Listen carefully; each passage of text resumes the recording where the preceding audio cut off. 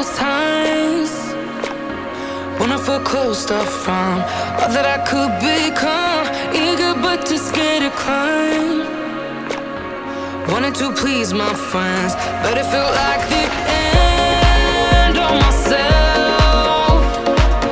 I was shut down and all drained out. I was lost, so I had to change. Yeah, I shook off all the bad vibes, cut me loose from the pettiness they turned on me.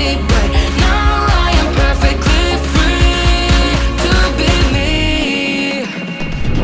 This is who I am, this is who I am now. No matter what they saying, this is who I am, this is who I am now.